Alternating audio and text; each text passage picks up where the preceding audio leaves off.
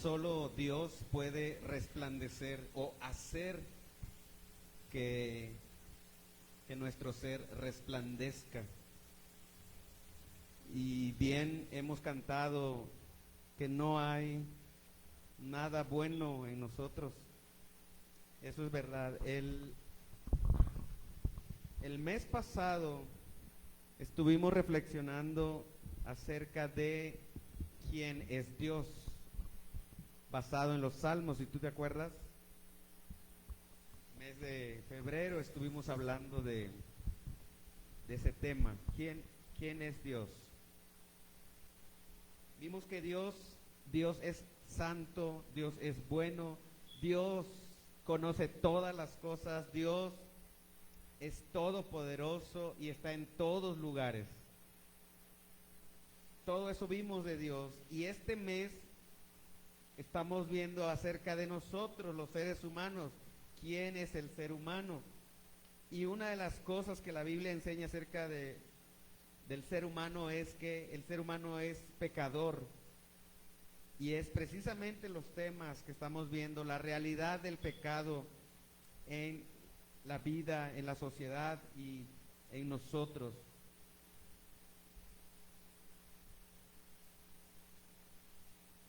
En sus hojas de trabajo vamos a revisar algunas cosas que tenemos ahí. Y ahí mismo tienen la lectura de la palabra de Dios. Es Romanos capítulo 1, versículos 18 al 32.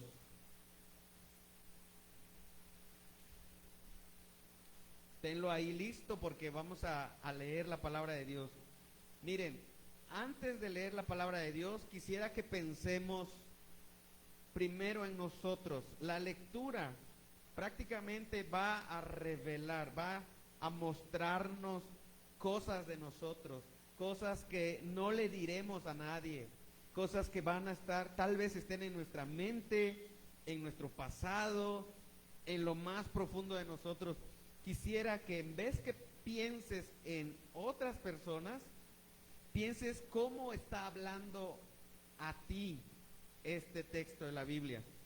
Porque sabes que una de las cosas que escuchamos y que pensamos muchas veces es que el ser humano es bueno, de que las personas en realidad esencialmente son buenas, y que lo malo que hay en el mundo se lo atribuimos a las cosas externas, a otras cosas, tal vez al clima, tal vez a circunstancias adversas. Pero muchas veces pensamos que la maldad en el mundo, en realidad el ser humano no es responsable, que el ser humano es bueno por naturaleza. Sin embargo, la Biblia enseña algo totalmente opuesto, algo diferente. La Biblia enseña que el ser humano es por naturaleza pecador. Y eso es lo que vamos a hablar, y de eso trata la lectura de hoy. Vean ustedes, sigan con atención. Yo voy a hacer la lectura, la voy a hacer pausada para que cada uno podamos estar leyendo y prestando atención a esta porción de la Biblia. Dice el versículo 18: ciertamente la ira de Dios viene revelándose desde el cielo contra toda impiedad e injusticia de los seres humanos, que con su maldad obstruyen la verdad. Me explico. Lo que se puede conocer acerca de Dios es evidente para ellos, pues Él mismo se lo ha revelado, porque desde la creación del mundo, las cualidades invisibles de Dios, es decir, su eterno poder y su naturaleza divina, se perciben claramente a través de lo que Él creó. De modo que nadie tiene excusa.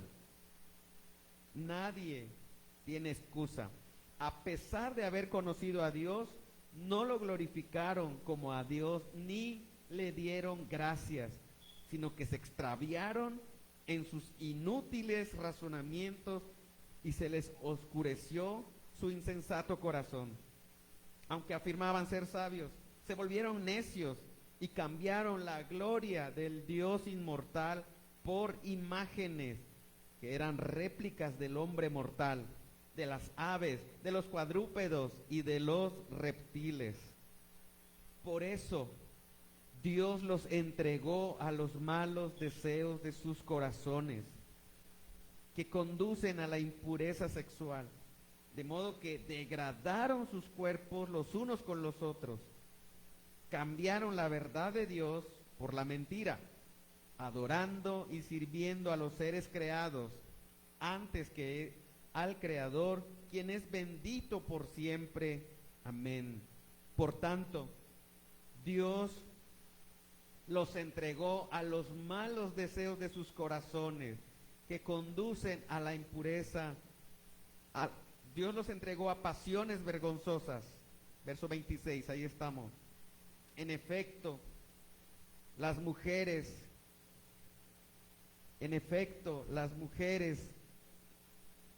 cambiaron las relaciones naturales por las que van contra la naturaleza.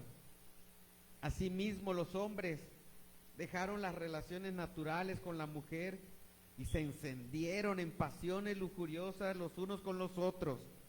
Hombres con hombres cometieron actos indecentes y en sí mismos recibieron el castigo que merecía su perversión.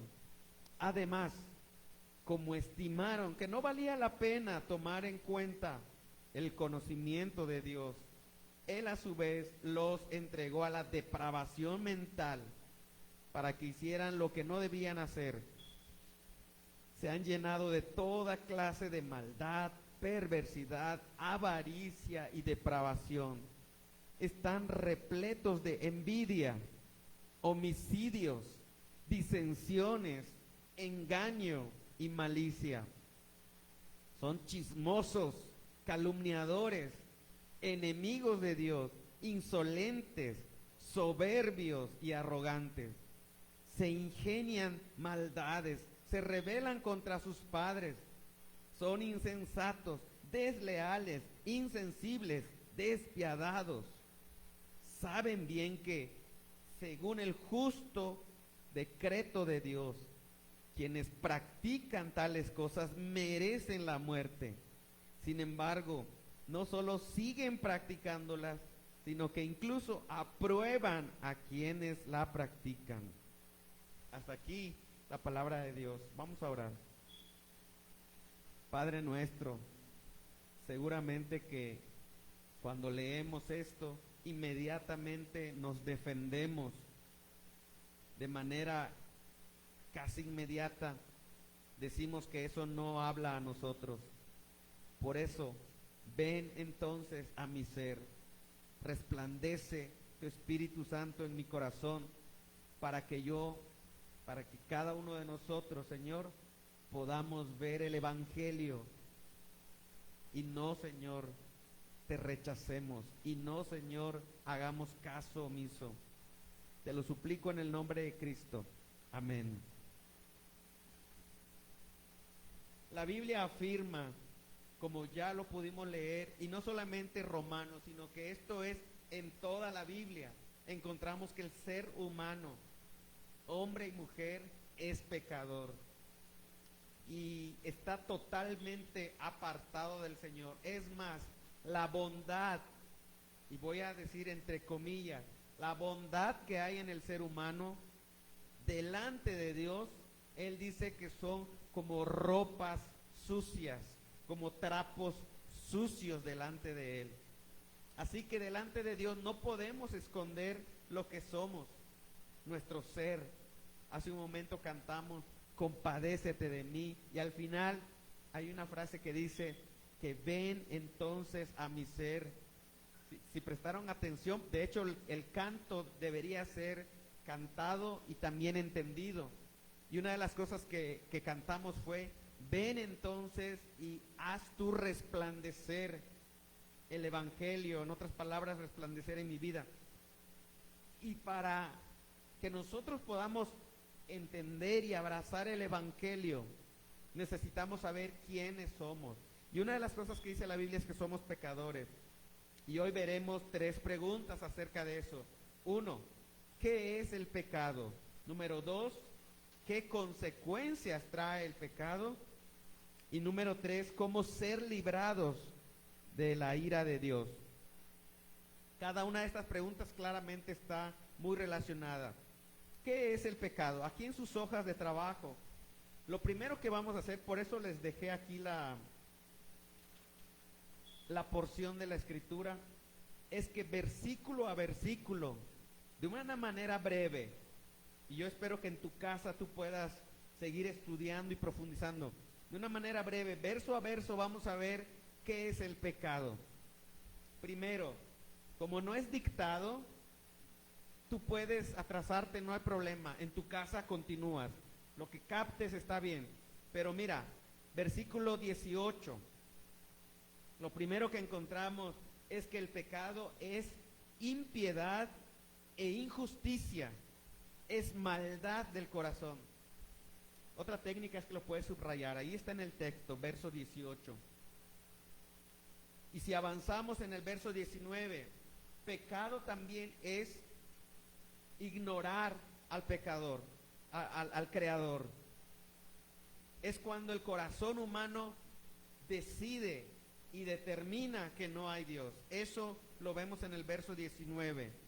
Verso 21 es extraviarse en inútil razonamiento, es tener un corazón insensato.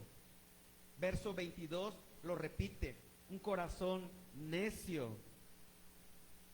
En el verso 23 encontramos que pecado es cambiar a Dios por la creación. En otras palabras, eso es idolatría. Y ahorita vamos a ver un poquito más de eso. En el verso 24 encontramos de nuevo, pecado son los malos deseos del corazón. Y cuando la Biblia habla de corazón, por cierto, no se refiere únicamente al órgano que palpita y bombea sangre a todo el cuerpo. La Biblia, cuando habla de corazón, habla en realidad de todo el ser, de la mente, de la voluntad. Todo el ser del humano es su corazón, su voluntad, sus deseos, sus anhelos, su mente, sus pensamientos, sus actos.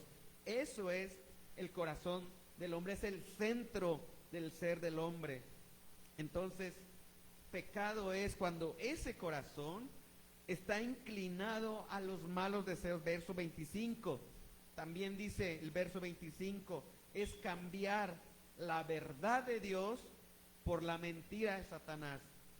Otros pasajes de la Biblia dicen que hay de aquel, o maldito aquella persona que cambia la verdad de Dios por la mentira de Satanás.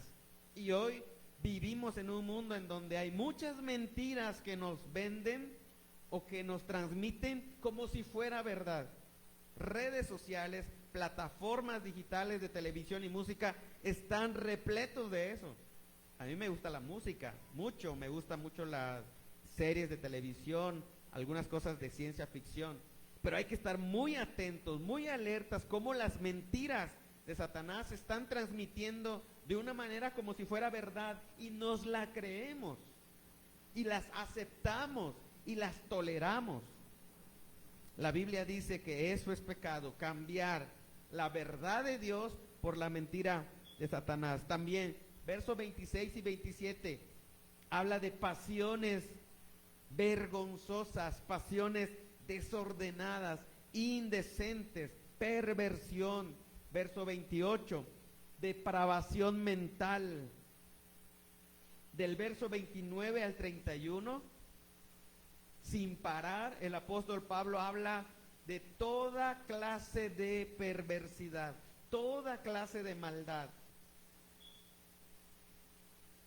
Y en ese punto, no sé, cuando tú lo lees, inmediatamente tratas de que rebote. Lo lees, llega a ti y el corazón es así, lo rebota. Es decir, chismosos, no, ¿Ya pensaste en alguien? ¿Arrogante? No. ¿Calumniador? ¿Enemigo de Dios? Es decir, cuando lees esto, toda clase de maldad y perversidad, inmediatamente el corazón reacciona y dices, no, y estás ignorando la verdad de Dios. ¿Te das cuenta? Es decir, así mismo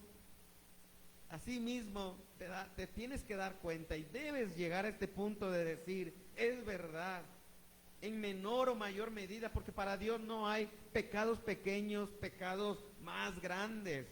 No son más pecadores los que no vienen el domingo y andan por ahí. No son más pecadores los que cometen asesinato y mienten y estafan y roban que los que vienen aquí. No nos sintamos superiores. La Biblia habla esto acerca de nosotros. Por cierto, en este primer párrafo, Pablo está hablando de un tipo de personas de su tiempo. Y está hablando de aquellos que no tenían una fe o una religión. De hecho, va a hablar en los próximos capítulos sobre otros dos tipos de personas. Esta sección habla como de los inmorales, los perdidos, digamos. Y en los siguientes habla de los que sí tienen una religión y que también son pecadores. Y de los que también tienen una moral, pero también son pecadores. Son tres tipos de personas. Yo pienso que de alguna manera tú y yo tenemos un poquito o mucho de cada tipo de persona, y en un momento vamos a ver por qué. Mira, al final termina diciendo Pablo, son pecadores o culpables no solo quienes practican este tipo de cosas, son culpables y pecadores también quienes aprueban estas prácticas. Y sí o no, muchas veces nosotros, con nuestra indiferencia, con nuestro silencio, con nuestro respeto, hemos tolerado mucho de estas prácticas.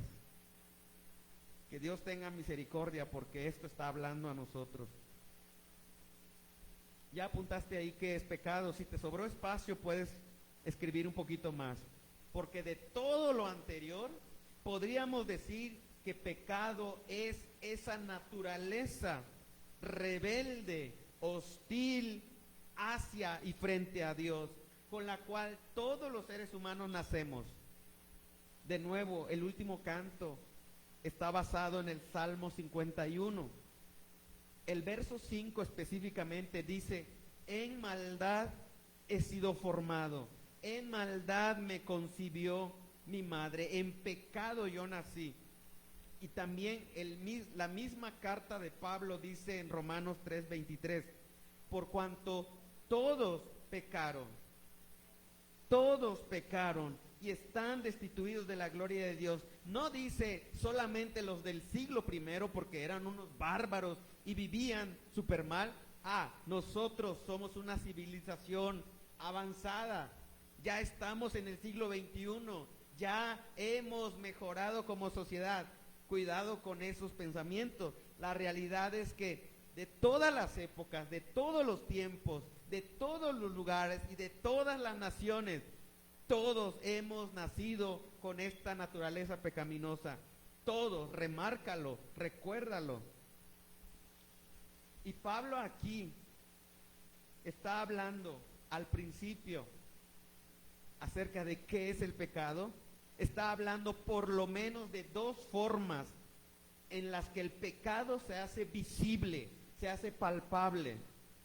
Y es probable que Pablo tiene en su mente los 10 mandamientos. Si tú te fijas, la primera sección está hablando acerca de Dios. Los 10 mandamientos, una estructura que tiene es que los primeros 4 son en relación con Dios. Son los mandamientos acerca de Dios. Y pecado es transgredir esos mandamientos, esos 4. Es tener una rebeldía frente a esos mandamientos que tienen que ver con Dios.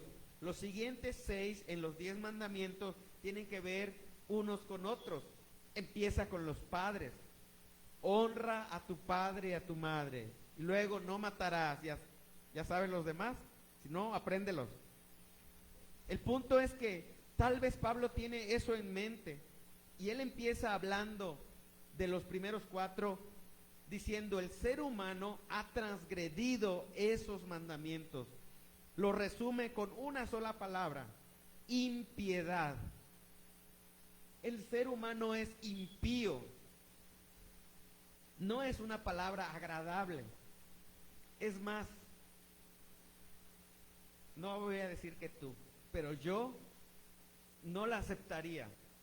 Cada vez que escucho y pienso, soy un impío, claro, yo ya conozco el Evangelio y vamos a hablar un poquito de eso en un momento, pero si me detengo ahí y pienso, soy impío, quiero rechazar la idea, ni siquiera quiero pensar que podría yo ser impío. Y Pablo aquí nos está diciendo 2 maneras. La primera es esa, impiedad. Tal vez está pensando él en los primeros 4 mandamientos. Porque mira, con nuestros pensamientos, nuestros actos, nuestra arrogante actitud, negamos la existencia de Dios. Es lo primero que habla, ¿sí te diste cuenta? Dice, la ira de Dios viene revelándose desde el cielo contra toda impiedad e injusticia de los seres humanos. Y después, versos 19 en adelante, habla de que Dios hizo todas las cosas, pero el ser humano tomó la decisión firme de decir, Dios no existe. Entonces, el ser humano refleja su pecado cuando niega, ignora la existencia de Dios, cuando determina en su corazón que no hay Dios. ¿Recuerdas que corazón mencioné que es todo el ser humano? Son sus actos, son sus pensamientos, es su voluntad, son sus deseos, es todo lo que es el ser humano, eso es el corazón. Bueno, cuando tú vives, actúas, piensas como si Dios no existiera, entonces prácticamente estás siendo un impío. ¿Por qué? Porque si por un momento decimos Dios no existe, tú mismo serías la norma para todo. No le tendrías que pedir permiso a tus padres para hacer las cosas. Y dime si no es cierto que tú y yo, los jóvenes, los niños, en la adolescencia, en la juventud, llegó en alguna ocasión el pensamiento de ¿por qué le tengo que hacer caso a mis padres? ¿Por qué tengo que vivir como mis padres me están diciendo? Bueno, si no fue tu caso, tal vez no has pecado contra tus padres, qué bueno, pero si sigues viendo los mandamientos, te vas a dar cuenta que somos culpables, fallamos al menos en un mandamiento, y eso nos hace impíos. Pecado no es solamente ignorar a Dios y hacer como que no existe. Una manera en que tú haces eso es que pones tu felicidad, pones tu amor, tu admiración, tu tiempo, lo dedicas y lo inviertes totalmente en otras cosas que no son el creador. Eso es idolatría. Cambias a Dios, el verdadero Dios, por la creación.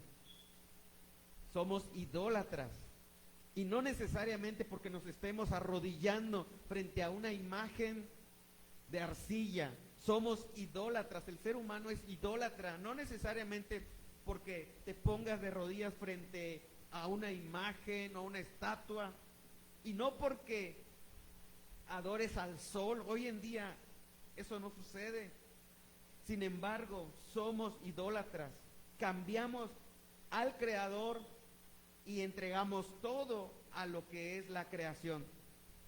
Juan Calvino, en su institución de la religión cristiana, cuando él escribió, hay una de las cosas por las cuales se recuerda acerca de esto, lo que él dice, el espíritu o el ser del hombre es una fábrica constante de ídolos. Es decir, nuestro corazón constantemente está fabricando ídolos y lo hace incluso de las cosas buenas. Ejemplo de ello es el trabajo. El trabajo es algo bueno. Dios te ha dado un trabajo para que tú sostengas a tu familia, para que vivas de una manera que goces la bendición de Dios. Cada vez que te sientas a comer y dices, Dios, gracias porque esto es el fruto del trabajo, y disfrutas eso.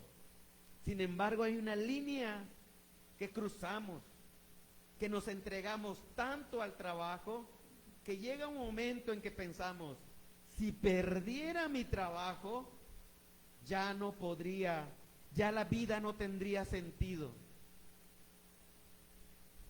Mis abuelos, recuerdo que ellos tejen sombreros en Campeche. Ellos tejen sombreros. Y alguna vez recuerdo tener recuerdos de la infancia de verlos tejer. Y cada vez que los recuerdo, me remonta a escuchar esto, escuchar de muchas personas, no solamente aquí, en el tiempo que llevo conviviendo con personas, escucho que dicen, no le quites eso a la persona, porque el día que le quites esa actividad, ese trabajo, ese día, ya no va a tener sentido su vida. Y puede ser verdad, lo decimos como de una manera superficial, pero piensa por un momento, si no a veces el trabajo ya llegó a ser un ídolo, que si te lo quitaran, la vida no tendría sentido. Y no solo el trabajo, sino una persona, la amistad, las relaciones de amistad son buenas, pero si tú depositas en una persona todo tu amor, tu ilusión, tus sueños, un día esa persona te va a traicionar, un día esa persona se va a ir, se va a morir. Claro, cuando alguien muere, un ser querido muere, pues hay tristeza, hay lágrimas, pero hay algo más que te sostiene o que te debería sostener. Cuando eso no está, el Creador no está sosteniendo tu vida, entonces es verdad, tu vida es una fábrica de ídolos, haces de las personas ídolos, haces del trabajo ídolos, haces de las cosas materiales ídolos. Este es un buen ejercicio. Tendrías que pensar, ¿qué cosa, qué persona, si no estuviera a mi lado, si yo no lo tuviera, la vida carecería de sentido? ¿Y cuántas veces vemos personas sumidas en la depresión, en la tristeza, al punto de querer morir porque han perdido ese ídolo? Claro, no lo llamamos así, pero la Biblia sí lo llama así. El hombre es una fábrica de ídolos. No necesariamente te tienes que postrar a una imagen o escultura de madera, de arcilla, sino todas las veces que transgredes el mandamiento de amarás al Señor tu Dios, es entonces todas las veces que transgredes y pasas por alto y omites entregarte al Señor y amarle con todo tu ser, entonces eres idólatra. Dios nos dice, ama al Señor tu Dios con todo tu corazón. Esta impiedad, esta idolatría arrastra al ser humano a la injusticia. De eso habla los siguientes versículos, ya los leímos. La injusticia, transgredir todos los siguientes 6 mandamientos. Si ya alguien decidió y determinó vivir como si Dios no existiera, por cierto, ¿cuántas veces no vivimos así? Desesperados, angustiados, sucede algo en la sociedad y parece que no hay Dios gobernando, parece que Dios no es rey sobre su trono. Vivimos como si Dios no existiera, como si Dios no estuviera presente aquí en el mundo. Ya transgredimos ese mandamiento. ¿Qué se espera de los siguientes 6? Pues caos. ¿Leíste esto conmigo? Depravación, maldad, injusticia, unos contra otros, mentes reprobadas. si hemos dado la espalda a Dios, ¿qué le espera a nuestros hijos? ¿Qué nos espera a nosotros? No esperemos que la escuela y la educación sean la solución para la maldad que hay en nuestra sociedad. No esperemos que sea el gobierno que pueda solucionar esto. Si le hemos dado la espalda a Dios porque somos idólatras y somos pecadores por nacimiento, y así fuimos concebidos, y no queremos arrepentirnos, ¿qué le espera a nuestra sociedad? Dios tenga misericordia de nosotros. ¿Qué será del ser humano? Esa es la segunda pregunta. ¿Qué consecuencias trae el pecado? Tienes una línea muy larga ahí para decir esto o escribir esto. La peor consecuencia que trae el pecado es separación de Dios. Eso es lo peor. Y estar separado de Dios, piensa en esto. Sitúate, es más, sitúate tú en esta postura. Aunque no quiero terminar con culpa ni con remordimiento, sino con la mesa del Señor, con la Santa Cena, con esperanza del Evangelio, pero por lo menos sitúate un momento que lo peor que te puede pasar, que me puede pasar, es estar separado de Dios, la fuente de toda bendición. Y cuando tú estás así, separado de Dios, ¿sabes cuál viene a ser tu peor problema? Tu peor problema no es la muerte. Piénsalo por un momento. Tu peor problema no viene a ser la pobreza, la muerte. Tu peor problema no viene a ser la enfermedad tampoco. Cuando tú estás separado de Dios, tú puedes tener toda la riqueza del mundo, tú puedes tener toda la salud del mundo, tú puedes tener todo lo que quieras del mundo. Y estar separado de Dios, ¿sabes cuál va a ser tu peor problema? Dios mismo. Dios mismo. Tal vez esto sea algo extraño. ¿Cómo Dios? Se supone que en la iglesia y en la religión se habla de que Dios es bueno. No, la Biblia dice que el peor problema vendría a ser la ira de Dios. Así empieza esta sección, Pablo. El peor problema del ser humano es Dios, la ira de Dios. Ante esto tal vez te preguntes o alguien se pregunte, a ver, ¿puede Dios, el Dios de amor, Dios bueno, castigar a los seres humanos? Y la respuesta es sí, por supuesto. La ira de Dios no se contradice, no se opone al amor de Dios. Imagínate a Dios ignorando el pecado, ignorando la maldad, pasándolo por alto. Imagínate que Dios ve a los seres humanos y ve a un hombre que mata a miles y millones de personas y Dios se ríe. Están jugando. No es el Dios que dice la Biblia. No podríamos imaginar a ese Dios. Dios no ignora el pecado, porque sabe que el pecado destruye a los seres humanos. El pecado destruye familias, destruye personas, destruye amistades. El pecado destruye iglesias, destruye todo, destruye la creación. El pecado no puede ser ignorado por Dios. Por esa razón Él nos ama. Él no puede ver su creación, mucho menos a los seres humanos, que por cierto, Él creó con sus propias manos.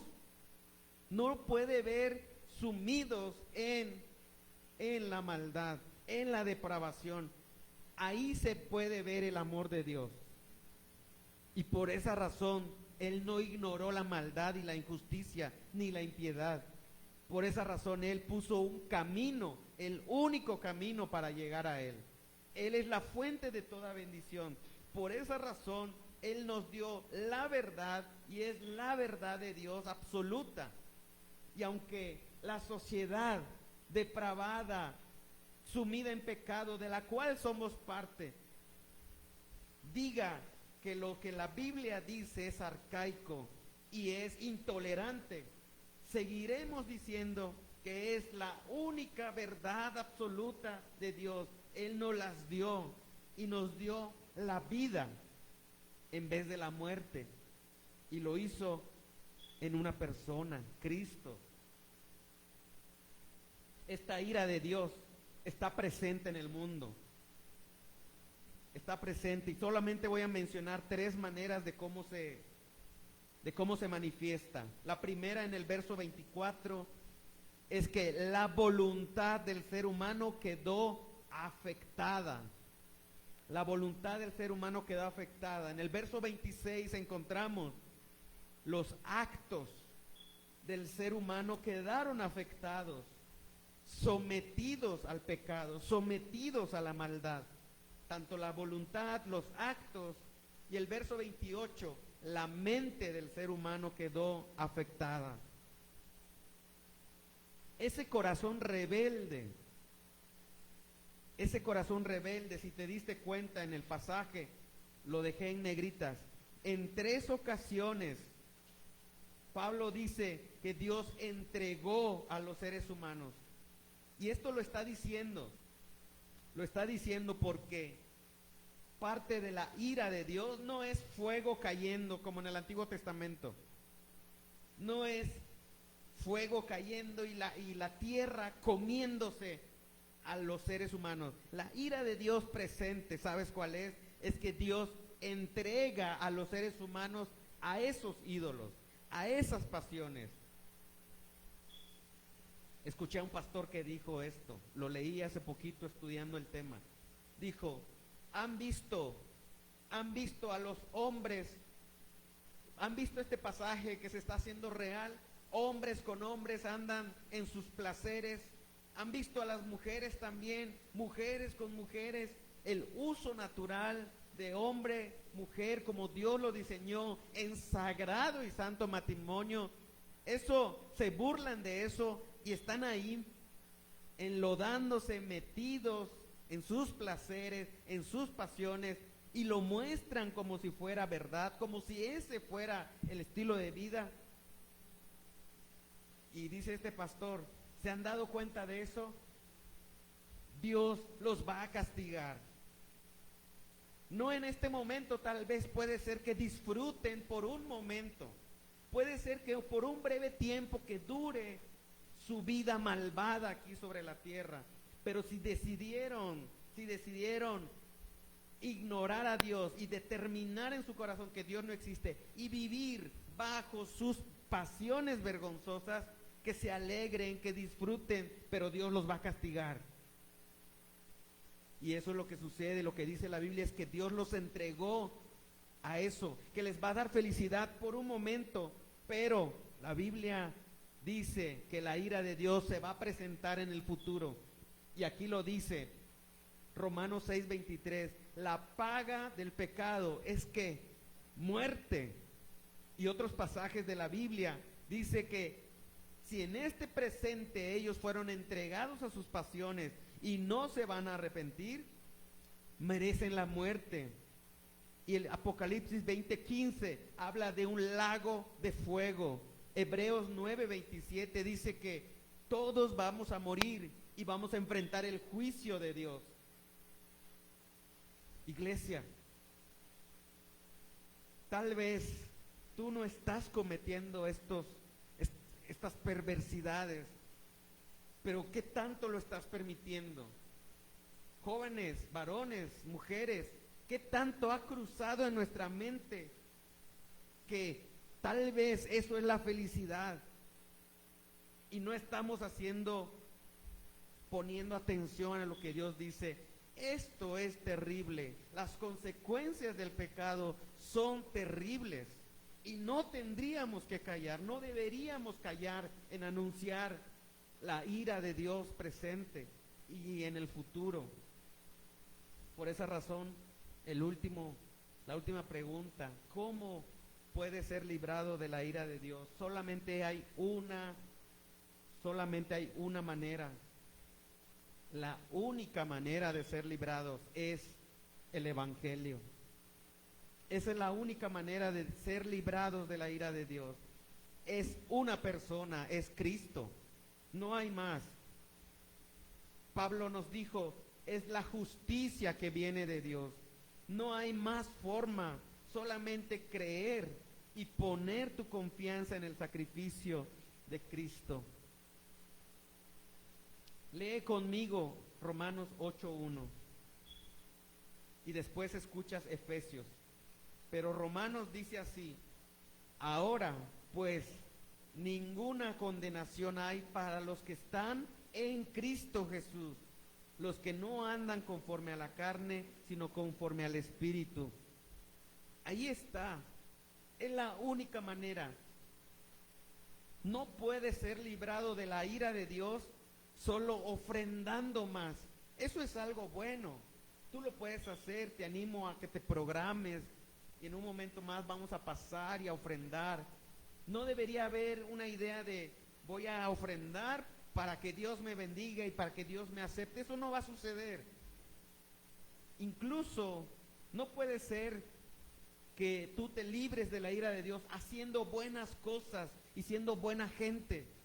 Está bien, haz el esfuerzo, movido por el Evangelio, por la salvación que hay en ti, pero nunca podrás ser librado de la ira de Dios tan solo echándole más ganas, portándote bien, aunque debes hacerlo. La única manera de ser librados de Dios es en Cristo, con Cristo, por medio de Cristo, solo en Él. He subrayado esas preposiciones aquí. Efesios 2, 3, 10. Mira en el versículo ahí mismo, hay un pero enfatizado en negrita, porque es el cambio de pero Dios, que es rico en misericordia, por su gran amor por nosotros, nos dio vida con Cristo. Y aquí está la realidad del pecado. Aun cuando estábamos muertos en nuestros pecados, por gracia somos salvados. Y en unión con Cristo, Dios nos resucitó, nos hizo sentar con Él en las regiones celestiales. Es mi oración que tú hayas experimentado esto, porque es la única manera de ser librados de Dios. Finalmente, verso 10, somos hechura de Dios, creados en Cristo Jesús para buenas obras. Oremos.